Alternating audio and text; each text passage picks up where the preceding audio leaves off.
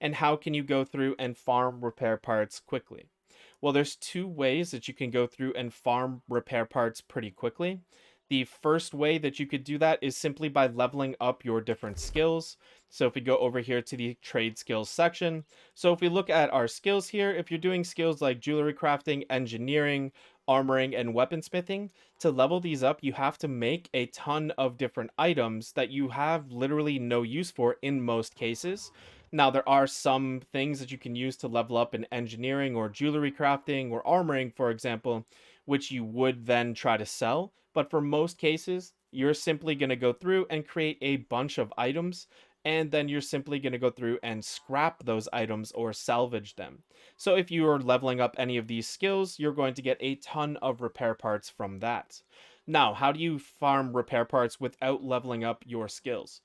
So essentially, you need to get items. So you're going to need weapons and armor throughout the world. The best way to get that is to go through and kill enemies and loot chests in the different landmarks throughout the world. If you have discovered the landmarks, it will show different little icons here explaining what they are.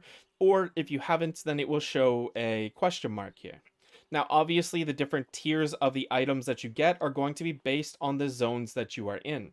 It shows you on the map here right underneath the name of each of the different territories, it shows you the recommended levels for those territories. If you're trying to get the higher level items, so tier 4s and tier 5s, obviously you have to go to the higher level zones, and that will reward you with more repair parts per item, but it will be harder to clear those zones solo, and some of the landmarks may be super difficult to kill a bunch of the enemies by yourself. So if you're, level 40 or under, I would say just do these lower level zones. You can go through very easily and sometimes even one hit the enemies that you'll encounter within these zones. And you can go through and loot a bunch of the chests and go to the different areas. And if you're 60 and above, then I would recommend doing something like Ebonscale Reach or Morningdale.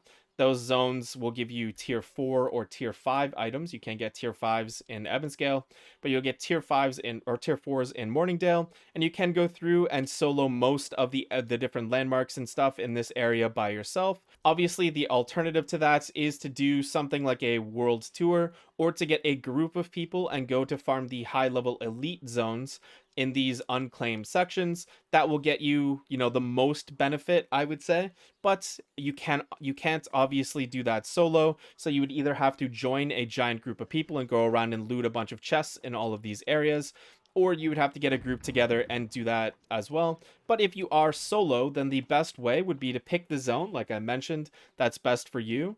But within the zone, you can actually go through and get some value out of it as well. So what you would do is you would go ahead and grab faction quests here. So if I open up the faction board, you would grab some faction quests here, just the PvE ones, not the PvP ones. And then you would go down here over to the town board for the specific town, and you would pick up these quests as well. Now, these are explorers needed quests, which essentially means you go to an area and you loot chests. It is available for each of these three sections: the upgrade town, the upgrade fort, and whatever perk for the town. It's currently not available for my town, but it will show up in the third slot here, and you can go through and select these missions. Then your goal would be to go through and try to group up these missions as best as you can. So you can see that I have 3 missions over here, but I have the one town board mission over here on the left. I would simply go through, I would loot all of these chests and kill all the enemies in this area here, complete these 3 faction missions. Then I would either recall back to Windsward, I could run back to because it's not that far, or I could recall back to my house or inn, and then I would re-roll my faction quests and try to get them in this area over here.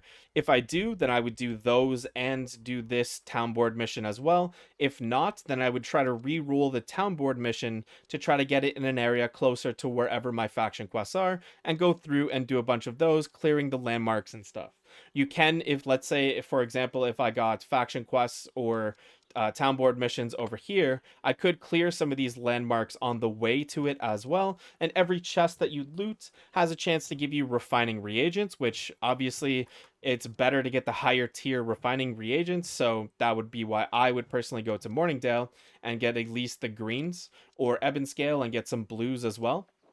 But you get refining reagents and you get luck rolls, like essentially rolls at the chests at getting like trophy things and stuff like that that sell for a ton of money. You could go through and do some corruption portals as well, although unless you have a tank in your group, they are a little bit annoying. If you have a tank that can go through and pull aggro, then the other people can go through to the different events and they can complete the objectives. So use their staff, their Azoth staff, and close the portals and things like that. But I wouldn't recommend that. If you were going to do that or find a group, I would recommend that you just do elite zones instead, because you get more of a benefit out of that, unless you're going to try to close the 55 and 65 portals, but you would likely want a massive group for that. I hope this video helped. If it did, consider checking out the playlist linked on screen now or in the description down below. Thank you guys so much for watching. Have a great day, everybody.